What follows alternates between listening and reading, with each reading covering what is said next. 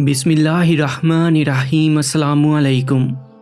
मुझे मेरे एक लाइब्रेरियन दोस्त ने ये वाक़या किसी तफसीर के हवाले से सुनाया था कि अल्लाह अज़्ज़ व जल ने बहुत अरसा पहले एक बस्ती पर अज़ाब के लिए हज़रत जिब्राईल अलैहिस्सलाम को भेजा, लेकिन साथ ही जिब्राईल अलैहिस्सलाम को हुक्म दिया कि उनके इल्म को एक दफ़ा परख लेना, क्योंकि वो शैतानी तरीके से इसरार इलाहिया के राज चुराकर उसमें मुदाखलत करते थे। इसके अलावा भी उस कौम में बहुत सारी बुराइयां थीं, जिनकी वजह से अल्लाह ने उस बस्ती पर अजाब के लिए उस फरिश्ते को भेजा। यहाँ एक बात वाज़े कर दूं कि हज़रत ईसा अलैहिस्सलाम की पैदाइश से पहले जिन्नात सातों आसमान तक चढ़ जाते थे। हज़रत ईसा अलैहिस्सलाम की पैदाइश के बाद 3 आसमानों पर जाने पर उन पर पाबंदी लगा दी गई।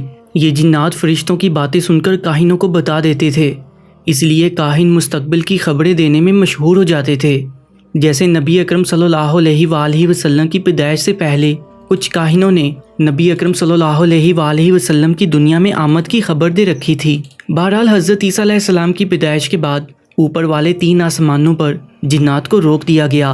फिर जब हमारे नबी करीम सल्लल्लाहु अलैहि वसल्लम की पैदाइश हुई तो तमाम जिन्नात को सातों आसमान पर चढ़ने से रोक दिया गया था और इनको अब आग के गोले पड़ते हैं। आपने अक्सर मुशाहदा किया होगा कि आसमान से कोई सितारा तेज़ी से ज़मीन की तरफ गिरता हुआ नज़र आता है और अचानक गायब हो जाता है, जिसको आज साइंसदान शहाब साकिब के टूटने से तशबीह देते हैं, जबकि असल में वो जिन्नात को मार पड़ती है जो आसमान पर चढ़ने की कोशिश करते हैं।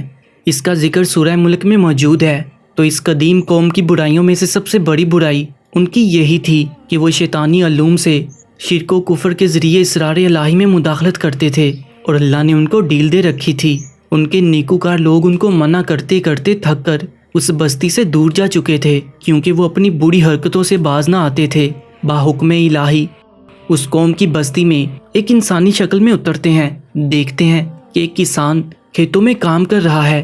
बाज़ कुतुब में चरवाहे का जिक्र है, कुछ कुतुब में मजनून का जिक्र है और कुछ ने लिखा कि वो एक बच्चा था। बहरहाल आप उसके पास तशरीफ़ ले जाते हैं और पूछते हैं कि तुम्हारा इल्म कैसा है। वो किसान या मजनून गालिबन उस कौम का काहिन था। कहता है, आप जो पूछोगे मैं बताऊंगा। हज़रत जिब्राईल अलैहिस्सलाम ने उससे पूछा, क्या तुम बता सकते हो कि इस वक्त जिब्राईल फरिश्ता कहाँ होगा?